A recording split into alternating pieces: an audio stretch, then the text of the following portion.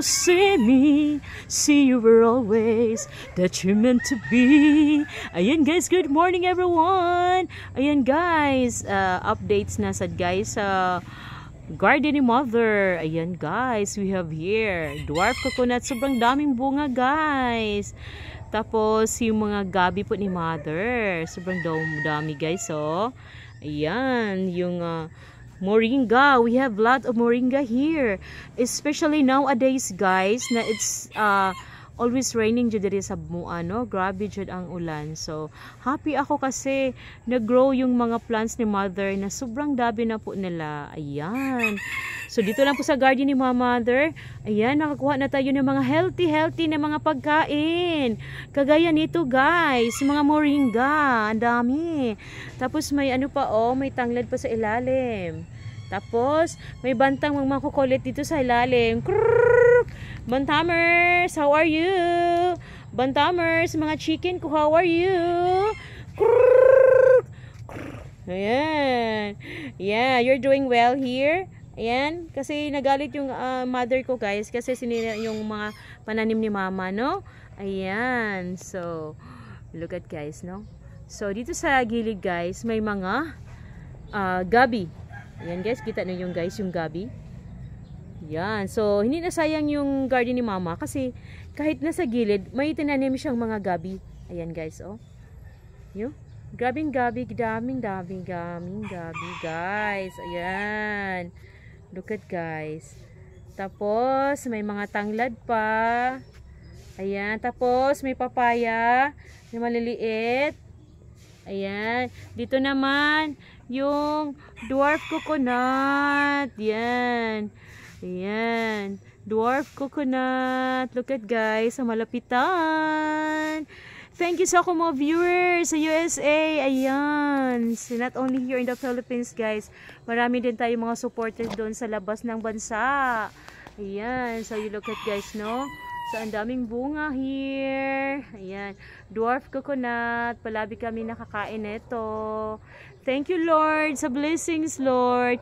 Kaya nandito lang po sa Bacoran, nakakuha na kami naman napaka-healthy na mga fruits. Yeah, in our backyard. Ayan. Shout out sa akong mga subscribers here in YouTube. Ayan. 4.1 subscribers na po tayo. Yeah, malapit-lapit na po. Magkaroon na natin ng ano, sahod guys here. Ayan. Salamat yung sa mga solid supporters guys.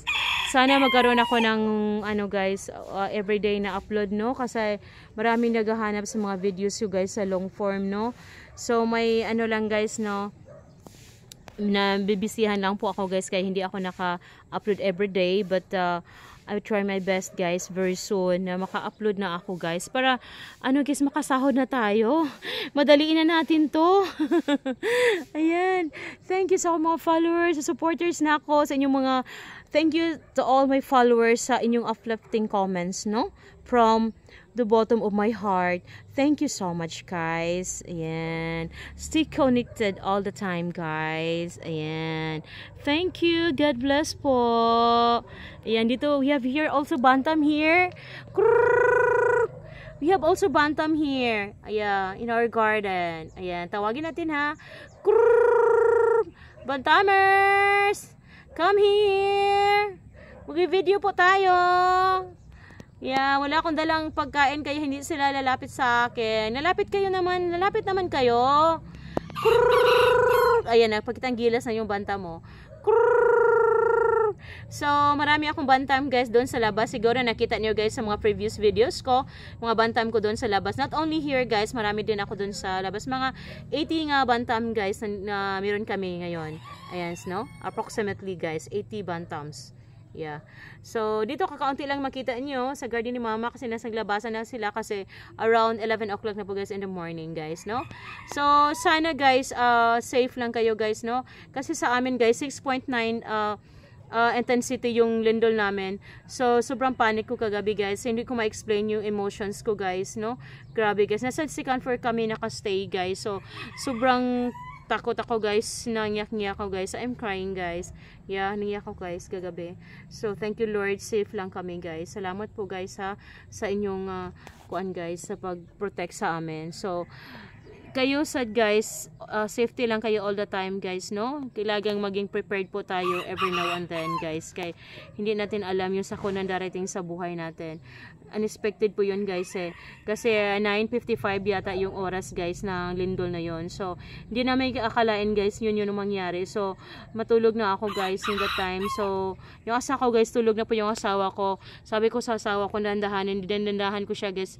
Sabihan ko siya na may lindol. So upo ka muna few seconds bago tayo bababa kasi delikado. Kailangan makaalis po tayo dito sa second floor.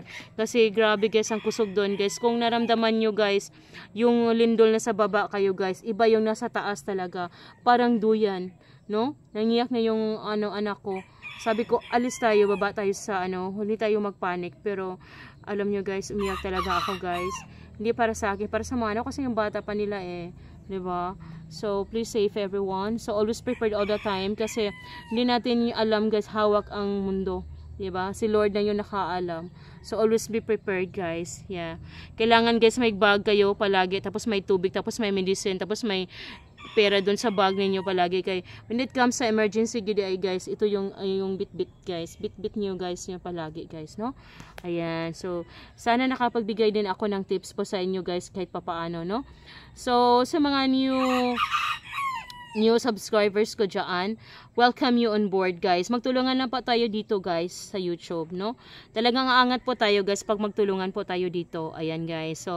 So i-share ko sa inyo guys sa akong mga videos, i-share ko sa inyo guys yung mga vlogging journey po dito naranasan po ko guys before ako narating po dito guys. So it's been a far good guys akong narating na dito sa grabe na vlogging journey, mga 5 years na po ako dito guys. So ngayon malapit na po tayo magkasahod. So kailangan kong bilisan para makasahod na po tayo guys. So sa aspiring ng mga content creator, nagsimula pa lamang, sige na, simulan nyo po guys. Napaka-enjoy po dito sa YouTube talaga. God bless once again from the bottom of my heart. I love you all and God bless po.